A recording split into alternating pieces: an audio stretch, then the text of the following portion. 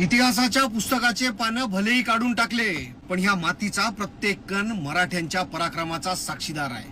आता राजेशाही, देशमुखी, पाटीलकी, सावकारी हे आता कुठलं काय राहिलं नाही. जाती धर्माच्या पलीकडे आपण भारतीय आहोत आणि आपला एक इतिहास सुद्धा आहे.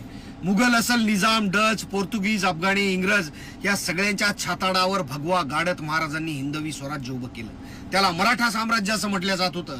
कुळवाडी भूषण बहुजन प्रतिपालक छत्रपती शिवराय खोटे आश्वासनं देऊन, आमदार फोडून, सेटलमेंट करून हे राज्य निर्माण केलं नव्हतं. कित्येक मातांनी आपल्या पोटाचा गोळा स्वराज्याला दिला. मरणाचे घुंगरू पायाला बांधून नाचत नाचत कित्येक मावळे प्राणपणानं लढले. आज त्याच मराठा साम्राज्याचा, आपल्या बापजाद्यांच्या पराक्रमाचा इतिहास पुसल्या जात आहे आणि आपण शांत आहोत. आपल्यातला जोश संपला का? रक्त थंड पडलं की भेसळ झाली? NCERTने अटक ते कटक, तंजावर ते पेशावर हा मराठा साम्राज्याचा वैभवशाली नकाशा राष्ट्रीय स्तरावरून हटवला. या अन्यायाविरोधात नागपूरचे आमदार, एकमेव आमदार नितीनजी राऊत साहेब यांनी विधानसभेमध्ये आवाज उठवला. पण विधानसभेमध्ये असलेल्या महाराष्ट्रातल्या बाकी आमदारांनी काय हातात बांगड्या भरल्या आहेत का? राष्ट्रीय स्तरावरून आपला इतिहास पुसला जात असताना सुद्धा हे सर्व लोक शांत कस काय बसू शकतात? अरे, आडवा आला त्याला मांडीवर घेऊन तोडला असा इतिहास रचलाय आपल्या बापजाद्यांनी आणि आपण परडासारखे सुस्त. क्षत्रिय लढले म्हणून हिंदू जिवंत राहिला, हिंदू संस्कृती जिवंत राहिली, सगळ्या जाती धर्माला संरक्षण दिलं म्हणून सगळे आजही या देशामध्ये गुन्ह्या गोविंदाने राहतात. नसता तू मी आपण गुलामीत असतो.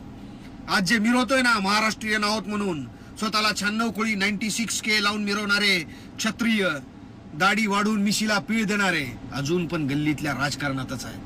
कुठल्या तरी भिकार पक्षाचे गुलाम बनून वावरत आहेत. सगळे दिसून डोळे झाकले आहे. खोट्या हिंदुत्वाचा मोठेपणा मिरवत आहे.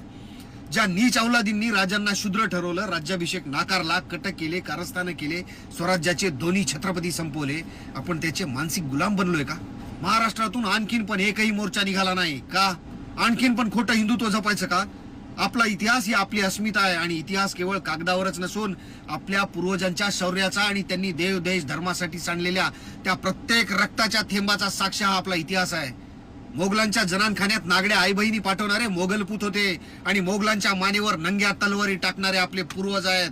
आज आपण आपल्या पूर्वजांचा इतिहास वाचवण्यात असमर्थ असाल ना, तर नक्कीच आपण तो वारसदार आणि त्या 96 कुळीय राजबिंडा क्षत्रिय हक्क गमावलेला आहे. मुठभर लोक धडपडत आहेत इतिहास वाचवण्यासाठी आणि बाकी सगळे मुग गिळून गप्प. ही लाज नसून याला हिजडेपणा म्हणतात. अरे, काडी लावा तुमच्या गाडीला, माडीला, राजकारणाला, पैशाला. जर तुमची अस्मिता, तुमचा इतिहास तुम्हाला वाचवता येत नसेल तर काही अर्थ नाही. आभाळा एवढ्या महान राजांच्या 350 किल्ल्यापैकी एक सुद्धा गड आपण टिकू शकलो नाही. निदान इतिहास तरी. NCERTच्या पुस्तकामध्ये पुन्हा मराठा साम्राज्याचा नकाशा आलाच पाहिजे. आता सुद्धा वेळ गेलेली नाही आहे. एक व्हा आणि लढा, इतिहास वाचवा.